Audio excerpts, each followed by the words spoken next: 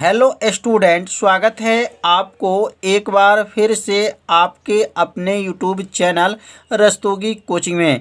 आज के इस वीडियो में क्लास 12 के रसायन विज्ञान अभ्यास 10 में आज हम लोग पढ़ेंगे क्लोरोबेंजीन बनाने की विधि।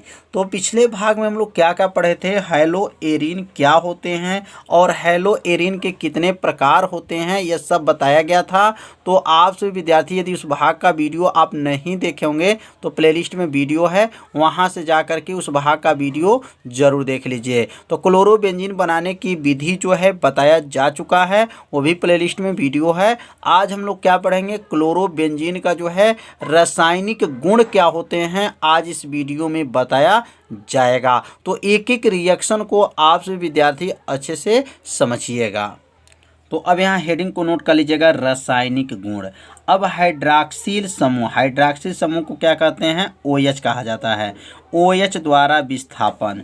अब यहाँ पर हाइड्रॉक्सिल समूह का विस्थापन कैसे किया जाएगा, तो लिखेंगे क्लोरोबेंजीन को, किसको, क्लोरोबेंजीन को कास्टिक सोडा के जलीय विलयन के साथ, मतलब क्लोरोबेंजीन को लेना है और किसके साथ लेना है, कास्टिक सोडा के जलीय विलयन के साथ उच्च दाब क्या होनी चाहिए, 200 वायुमंडल से, क्या लिखेंगे, 200 वायुमंडल से, और क्या है, ताप कितना होना चाहिए, 300 डिग्री सेल्सियस होना चाहिए। तो 200 वायुमंडल और क्या लिखेंगे, 300 डिग्री सेल्सियस, क्या लिखेंगे, 300 डिग्री सेल्सियस पर क्या करेंगे, यहाँ पर 300 डिग्री सेल्सियस ताप पर क्या करेंगे, गर्म करेंगे। 300 डिग्री सेल्सियस ताप पर गर्म करके क्या करेंगे, गर्म करने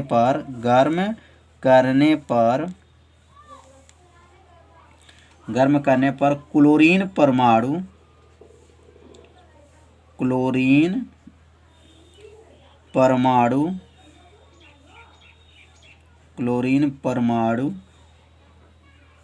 OH समूह द्वारा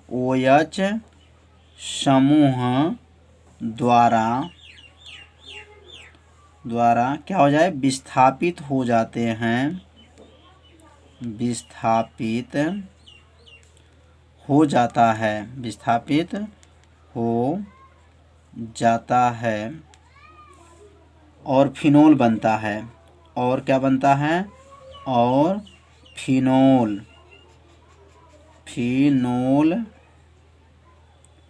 बनता है।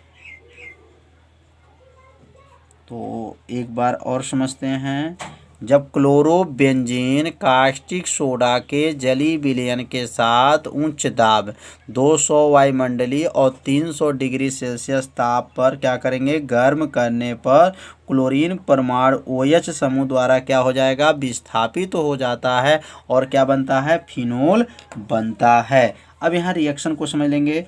अब यहाँ लिखेंगे C6H जो है 5Cl, इसका नाम है क्लोरोबेंजीन, और इसका नाम है कास्टिक सोडा का नाम है NaOH, इसका नाम है कास्टिक सोडा है। अब इसको गर्म करेंगे तो कितने डिग्री पर, तो 300 डिग्री सेल्सियस पे गर्म करेंगे, और 200 क्या रहेगा, 200 वायुमंडल रहेगा, 200 वायुमंडल और 300 क्या रहेगा, डिग्री सेल्सियस रहेगा। जब यहाँ गर्म करेंगे तो क्या बनेगा, C6 बनेगा, H5OH बनेगा, फिनोल इसको बोलते हैं, और यहाँ बनेगा NaCl बनेगा।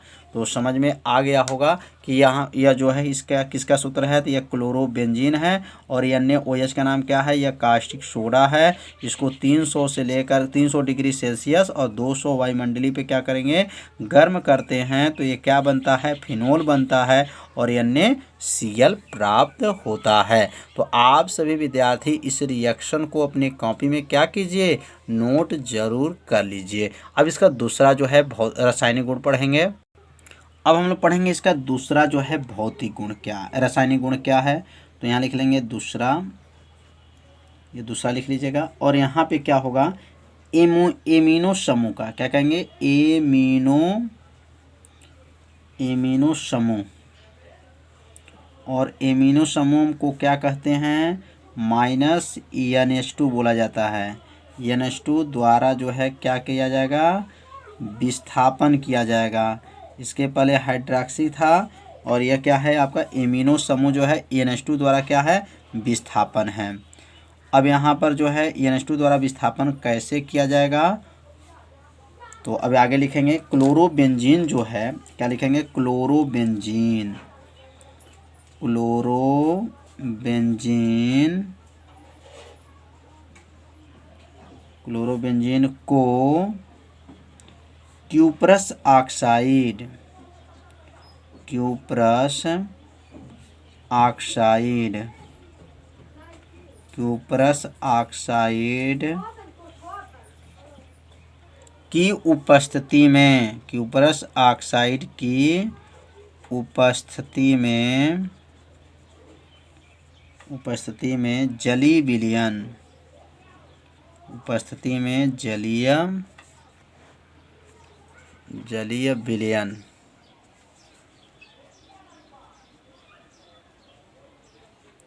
जलीय विलयन अमोनिया के साथ, अमोनिया के साथ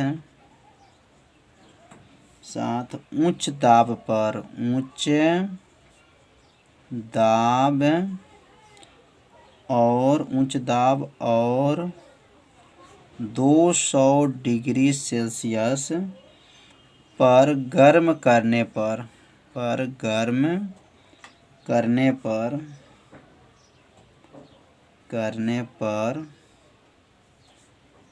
एनिलीन बनता है, एनिलीन बनता है। थोड़ा समझ लेंगे।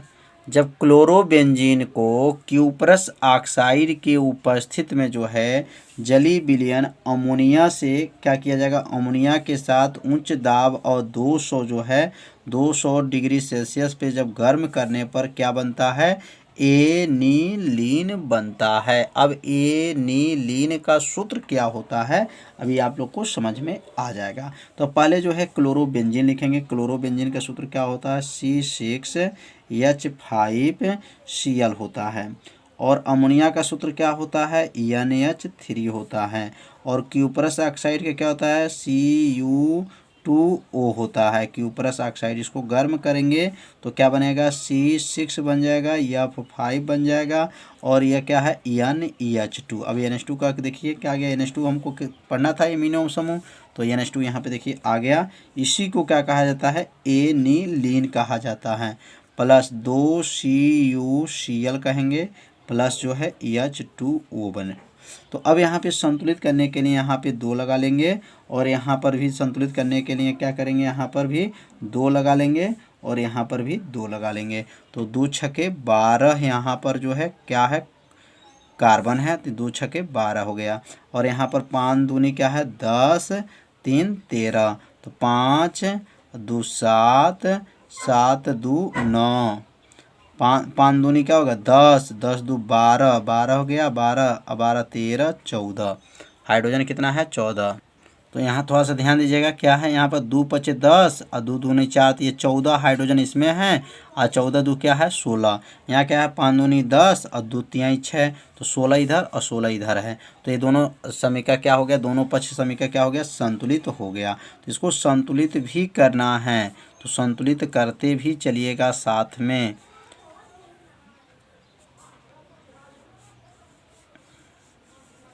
अब अगला जो क्रिया होगा साइनाइड समूह का द्वारा, किसके द्वारा, साइनाइड समूह द्वारा। लिखेंगे यहाँ पर साइनाइड, साइनाइड, साइनाइड समूह, साइनाइड समूह माइनसियन, माइनसियन द्वारा क्या है, विस्थापन, विस्थापन।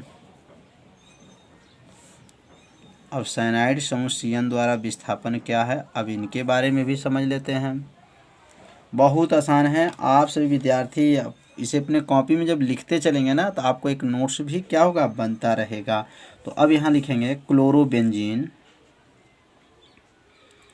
क्लोरोबेंजीन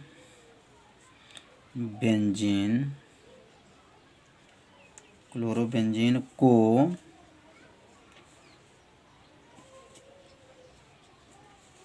पीरिडीन, क्या है, पीरिडीन की उपस्थिति में, पीरिडीन की उपस्थिति में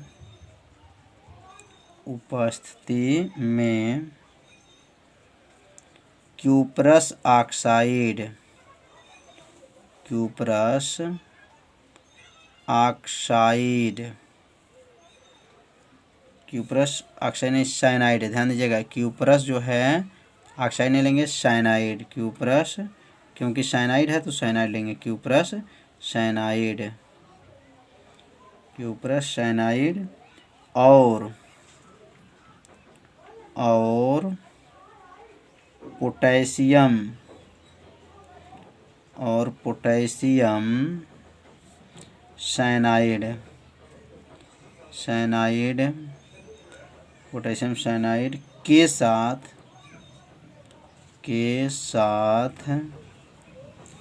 200 डिग्री सेल्सियस, 200 डिग्री सेल्सियस ताप पर गर्म करने पर फेनिल साइनाइड बनता है। क्या बनता है? फेनिल साइनाइड बनता है, साइनाइड बनता है।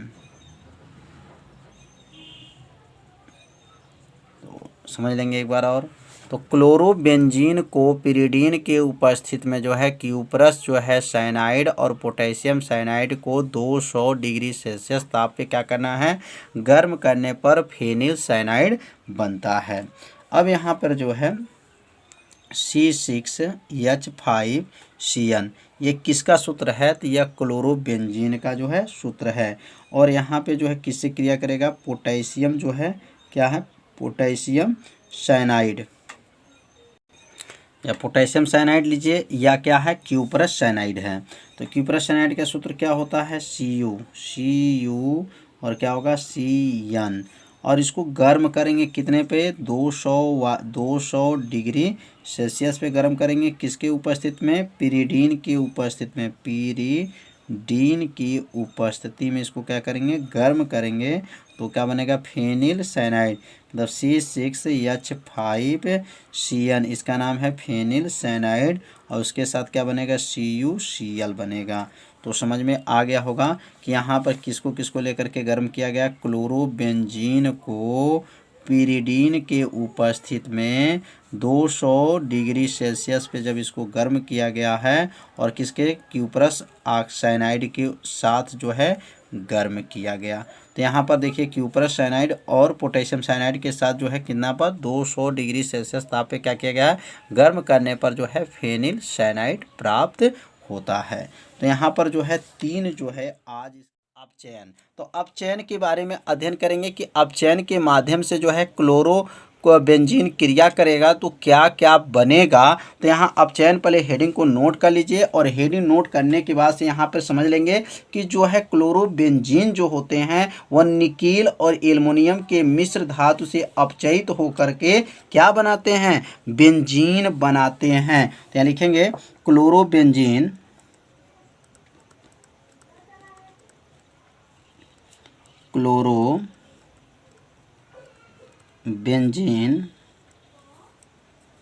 बेंजीन का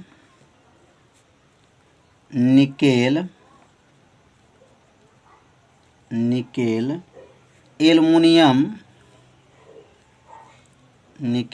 एल्युमिनियम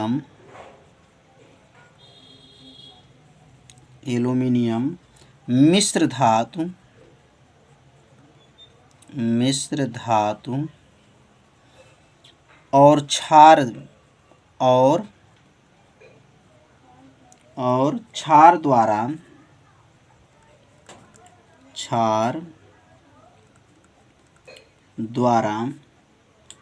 अपचयन, क्षार द्वारा क्या होते हैं? अपचयन करने पर बेंजीन बनता है। क्या बनता है? बेंजीन बनता है। तो आप सभी विद्यार्थी इसे अपने कॉपी में क्या कीजिए, नोट जरूर करते चलिए। तो जो क्लोरोबेंजीन होते हैं, तो क्लोरोबेंजीन का सूत्र क्या होता है, C6 होता है, H5 होता है और Cl होता है।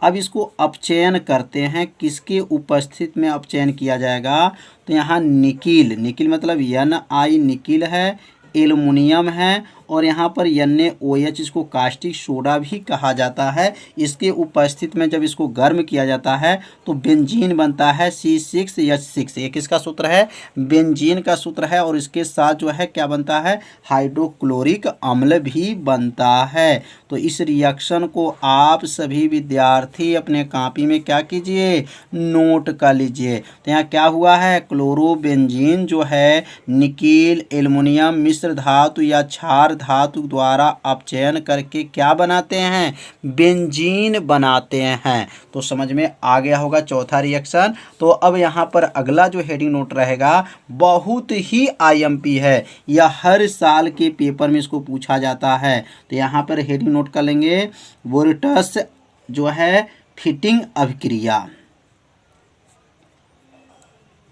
फिटिंग अभिक्रिया, यह जो है कई सालों से इसकी परीक्षा में पूछा जाता है कि ब्रुटस जो है फिटिंग अभिक्रिया क्या होते हैं। तो अब इनके बारे में भी समझ लेते हैं, बहुत आसान है।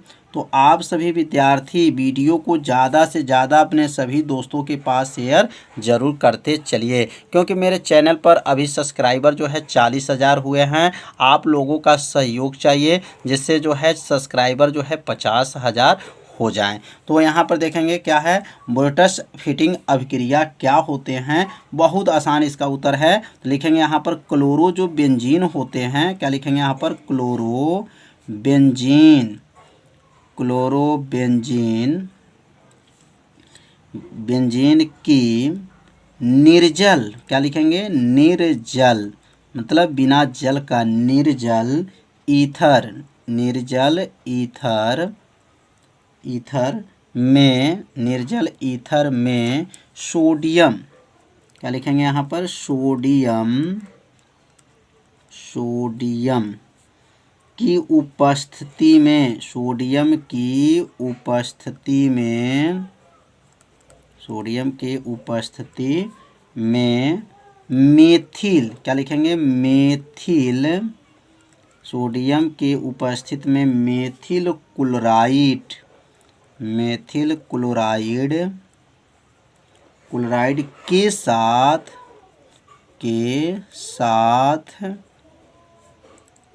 अभिक्रिया कराने पर, अभिक्रिया कराने पर,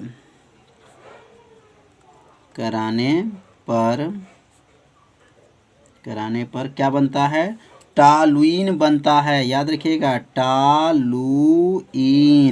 नाम को सुनते चलिएगा ध्यान से, टॉलुइन बनती है, बनती है। और इस अभिक्रिया को, बनती है और इस अभिक्रिया को, और क्या लिखेंगे, इस अभिक्रिया को क्या कहते हैं, क्रिया को ब्रुटस फिटिंग अभिक्रिया कहते हैं, अभिक्रिया कहते हैं।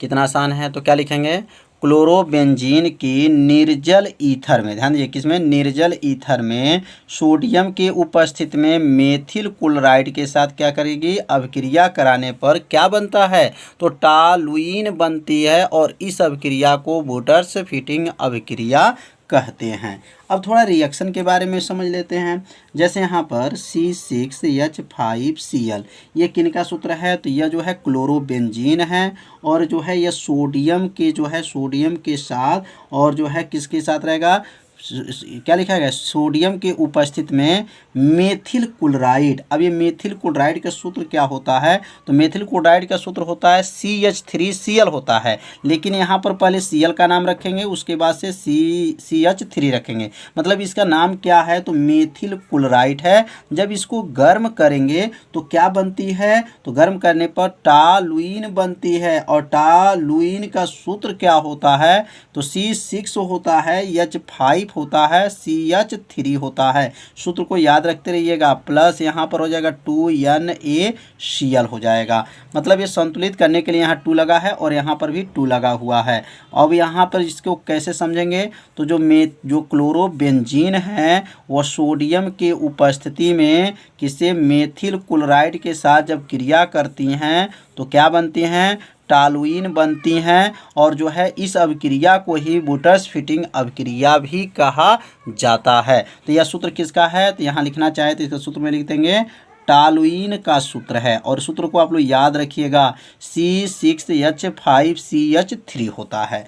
अब अगला जो है, अब यहाँ पर नाइट्रीकरण पढ़ेंगे। नाइट्रीकरण क्या होते हैं, सल्फोनीकरण क्या होते हैं, तो एक एक रिएक्शन को भी आप लोग अच्छे से समझिएगा। अब यहाँ हेडिंग को नोट कर लेंगे, नाइट्रीकरण। नाइट्रीकरण, अब नाइट्रीकरण क्या होते हैं, थोड़ा इनके भी बारे में समझ लेते हैं। बहुत आसान है, बस थोड़ा सा आपको ध्यान देना है।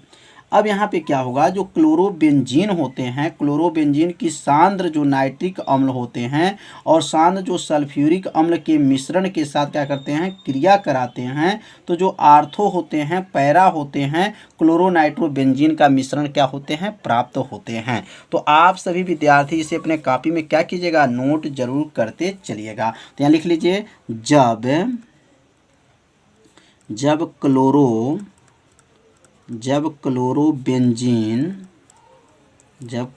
क्या है, बेंजीन की क्रिया, बेंजीन की क्रिया किसके साथ कराई जाएगी, सांद्र नाइट्रिक अम्ल से, सांद्र नाइट्रिक अम्ल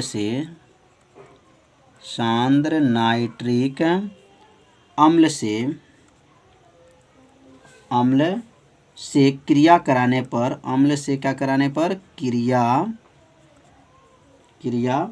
कराने पर क्या क्या बनेगा, ध्यान से सुनेंगे, आर्थो। अभी आर्थो के बारे में समझाएंगे, आर्थो क्या होता है, आर्थो क्लोरो नाइट्रोबेंजीन, आर्थोक्लोरो नाइट्रो क्या है, बेंजीन, तथा और क्या बनेगा, पैरा, क्या लिखेंगे, पैरा क्लोरो नाइट्रोबेंजीन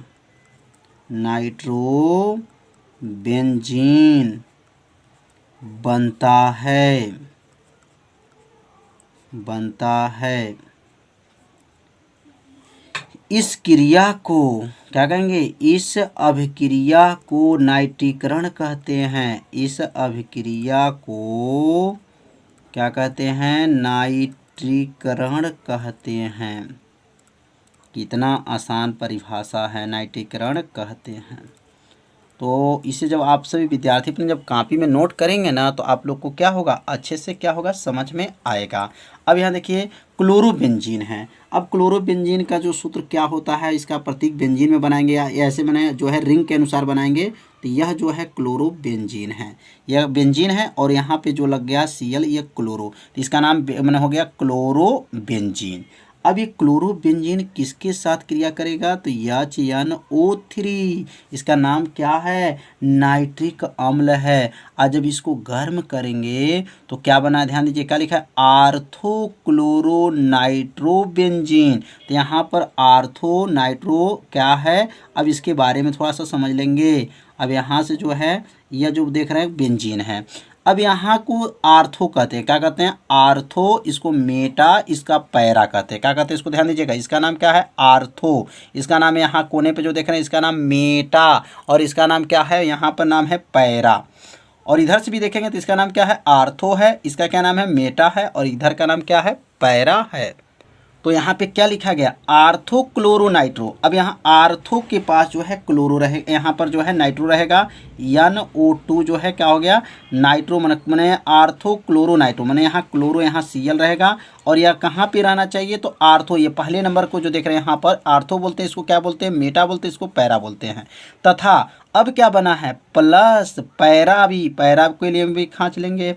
अब पैरा के लिए जो क्या बनेगा, यहाँ पर जो है यह बेंजीन हो गया, और यह जो है क्लोरो हो गया, तो क्या बनेगा, पैरा। अब पैरा कहाँ होगा, यहाँ को पैरा बोलते हैं, और यहाँ पे क्या रहेगा, NO2 रहेगा, तो इसका नाम क्या बना, पैरा क्लोरो नाइट्रो बेंजीन हो गया। अब ये कैसे जाने, यहाँ का नाम जो है पैरा है, यहाँ का नाम क्या है, आर्थो है, यहाँ का नाम जो है क्या है, मेटा है। तो आप सभी विद्यार्थी इस रिएक्शन को क्या कीजिए, अपने कॉपी में नोट कर लीजिए, और इसमें से क्या बाहर निकलेगा, तो यहाँ से जो है H2O जो है क्या हुआ है, बाहर निकल गया है। तो यह रिएक्शन आप लोग को अच्छे से समझ में आ गया होगा कि क्या क्या ये बना है। तो इसका नाम अगर लिखना चाहे तो लिख सकते हैं, आर्थो क्लोरो नाइट्रो बेंजीन है, और इसका नाम क्या है, पैरा क्लोरो नाइट्रो बेंजीन है। तो अब अगला हेडिंग नोट करेंगे, सल्फोनीकरण। क्या है, सल्फोनीकरण। सल्फोनीकरण का मतलब यह हो गया कि सल्फ्यूरिक अम्ल से क्रिया करेगा। कौन, क्लोरोबेंजीन। तो यहाँ लिखेंगे सल्फोनीकरण में लिखेंगे क्लोरोबेंजीन को, क्या लिखेंगे,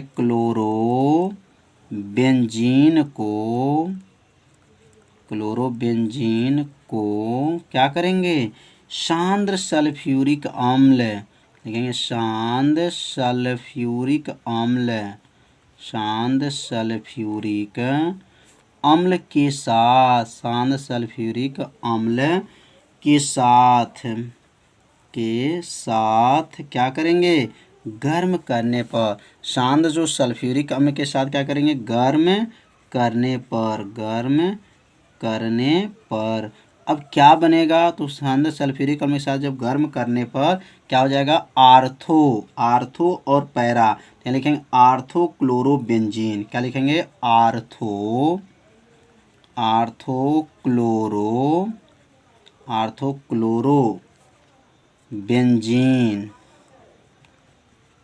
क्लोरोबेंजीन सल्फोनिक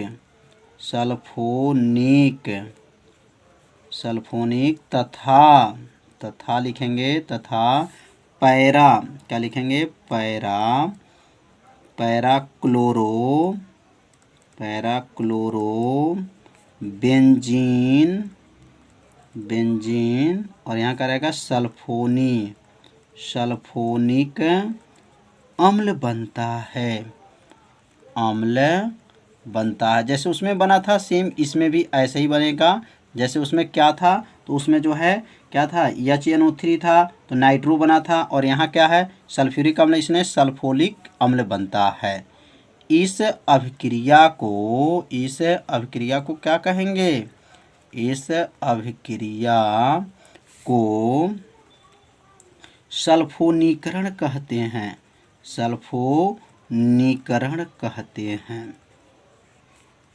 जैसे उसमें रिएक्शन लिखे थे सेम ऐसे इसमें भी रखना है, लेकिन थोड़ा सा क्या रहेगा, चेंज रहेगा। तो थोड़ा सा चेंज क्या रहेगा, अब देखते रहेंगे।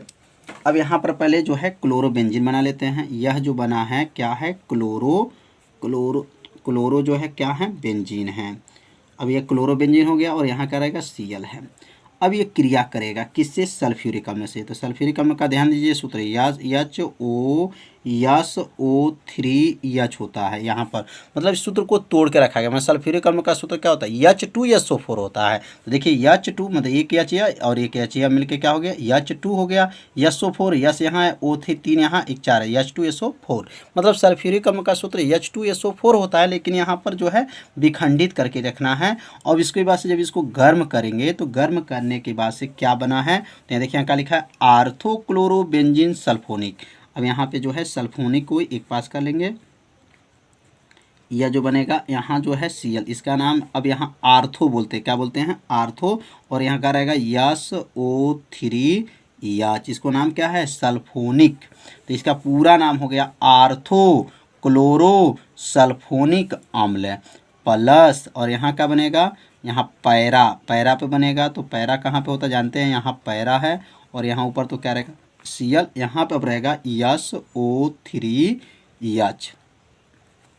तो इसका नाम क्या है और इसका नाम क्या है, तो यहाँ समझ लेंगे। इसका नाम पहले ध्यान देंगे, इसका नाम जो है क्या नाम है, बेंजीन, जो क्लोरोबेंजीन है, और ये सल्फ्यूरिक अम्ल है। जब दोनों को मिला करके जब गर्म करते हैं तो यहाँ पे क्या बनेगा, तो यहाँ आर्थो, या पहले नंबर का आर्थो बोलते हैं, दूसरे नंबर का मेटा, और तीसरे नंबर का पैरा बोलते हैं। तो यहाँ का जगह आर्थो क्लोरोबेंजीन सल्फ्यूरिक अम्ल बनता है, और यहाँ क्या बना है, पैरा क्लोरोबेंजीन सल्फ्यूरिक अम्ल बना है। तो आप सभी विद्यार्थी इस रिएक्शन को क्या कीजिए, अपने कॉपी में नोट कर लीजिए। अब अगला जो है हैलोजेनीकरण क्या है। अब हैलोजेनीकरण के बारे में समझते हैं। तो हैलोजेनीकरण, अब इनके बारे में भी समझ लिया जाता। तो हैलोजन में कौन कौन होते हैं, आयोडीन, क्लोरो, क्या है, आयोडीन भी होते हैं, क्लोरो होते हैं, ब्रोमीन होते हैं, आया जो है, ये सब क्या है, हैलोजन है। तो अब हैलोजेनीकरण का मतलब क्या है, तो यहाँ लिख लेंगे प्रकाश की उपस्थिति में, प्रकाश के अनुपस्थिति, ध्यान दीजिए, प्रकाश नहीं चाहिए, प्रकाश के क्या हो, अनुपस्थिति में, प्रकाश के अनुपस्थिति में आयरन के उपस्थिति में, ध्यान दीजिए, प्रकाश के अनुपस्थिति में तथा आयरन के उपस्थिति में, आयरन का मतलब लोहा, आयरन की क्या हो, उपस्थिति में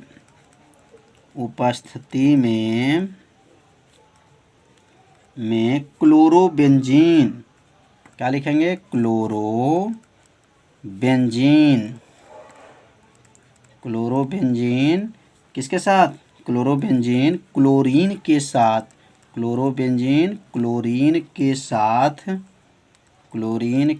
साथ क्रिया करके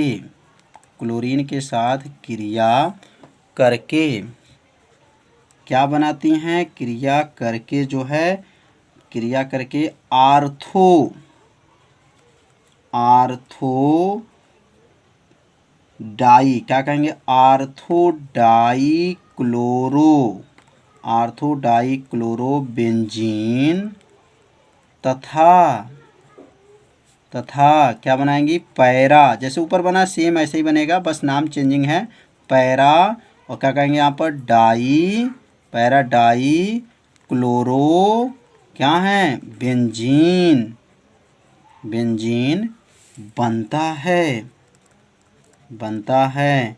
इस अभिक्रिया को या इस क्रिया को लिख सकते हैं, इस अभिक्रिया को क्या कहा जाता है, इस अभिक्रिया को हैलोजेनीकरण कहते हैं।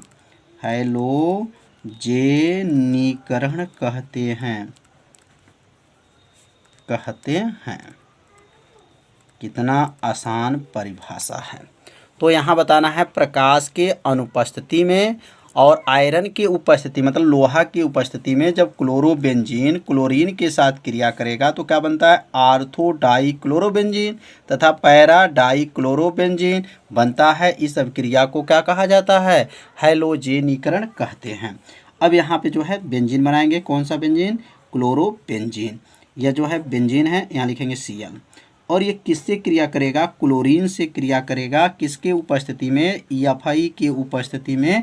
तो क्या बनेगा, तो अब इसके बारे में समझ लेते हैं क्या क्या बनेगा। यहाँ पर जो है Cl है तो इसका नाम है क्लोरोबेंजीन है, और यहाँ पे जो है आर्थो लग गया, आर्थो पे लगा और दो गो है इसलिए इसको क्या बोलेंगे, डाई बोल देंगे, क्या बोलेंगे, डाई। और ये कहाँ पर है, तो इसका नाम आर्थो है, इसका नाम मेटा है, इसका नाम पैरा है। तो क्या बोलेंगे, आर्थो डाई हो गया, दो है डाई क्लोरोबेंजीन हो गया।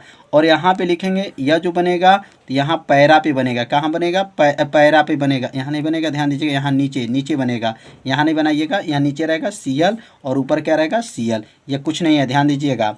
तो यहाँ पे जो बना है यह कहाँ बना है, यहाँ पैरा पे बना है, पैरा मतलब नीचे वाले को पैरा बोलते हैं, इसका नाम आर्थो मेटा पैरा। तो पैरा है और डाई दो गो है इसलिए डाई बोलेंगे, क्लोरोबेंजीन है। तो समझ में आ गया होगा ये रिएक्शन हैलोजेनीकरण क्या है। अब इसका उपयोग कहाँ किया जाता है, तो यहाँ लिखेंगे उपयोग, हेडिंग को नोट कर लीजिए। अगर इसका नाम यहाँ लिखना चाहे तो लिख लीजिएगा आर्थो, क्या लिखेंगे, आर्थो डाइक्लोरोबेंजीन, और इसका नाम है पैरा डाइक्लोरोबेंजीन। अब इसका उपयोग कहाँ किया जाता है, तो यहाँ पहला जो है कीटनाशक, क्या लिखेंगे, कीटनाशक, कीटनाशक डीडीटी के निर्माण में, डीडीटी के निर्माण में इसका प्रयोग किया जाता है, डीडीटी के निर्माण में। दूसरा होता है फिनॉल और एनिलीन के निर्माण में, मतलब फिनॉल बनाने में प्रयोग किया जाता है। दूसरा लिखेंगे फिनॉल और एनिलीन के निर्माण में, फिनॉल और एनिलीन बनाने में इसका प्रयोग किया जाता है, एनिलीन के निर्माण में इसका प्रयोग होता है, निर्माण में। और अगला जो है रंग बनाने में, रंग बनाने में जो है किसका प्रयोग करते हैं, तो इस क्या है, क्लोरोबेंजीन है, तो यहाँ लिखेंगे रंग बनाने में, रंग बनाने में, तो रंग बनाने में इसका प्रयोग किया जाता है। अगला है फफूंदनाशी के निर्माण में, फफूंद को जो है क्या करेगा, नाश कर देगा, तो यहाँ लिखेंगे फफूंदनाशी में, लिखेंगे फफूंदनाशी, क्या लिखेंगे, फफूंदनाशी के निर्माण में इसका प्रयोग किया जाता है, फफूंदनाशी के निर्माण में। तो समझ में आ गया होगा। तो यहाँ टोटल जो है 4 उपयोग भी बताया गया। तो ये चारों उपयोग को आप सभी विद्यार्थी जरूर नोट कर लीजिए। अब कल के वीडियो में हम लोग पढ़ेंगे डीडीटी क्या होता है और डीडीटी कैसे बनता है, कल के वीडियो में बताया जाएगा। तो आप सभी विद्यार्थी कल का वीडियो देखना मत भूलिएगा और इस वीडियो को ज़्यादा से ज़्यादा जो है अपने सभी दोस्तों के पास शेयर जरूर कर दीजिए, क्योंकि मेरे चैनल पर अभी तक जो है आप लोगों के सहयोग से 40,000 सब्सक्राइबर हुए हैं। तो आप लोग चाहेंगे इस मंथ में जो है 50,000 सब्सक्राइबर करा सकते हैं। तो आप सभी विद्यार्थी थोड़ा सा आप लोग हमारा हेल्प कीजिए, हम भी आपको हेल्प करते रहेंगे। तो मिलते हैं अब अगले भाग में, तब तक के लिए सभी विद्यार्थियों को नमस्कार।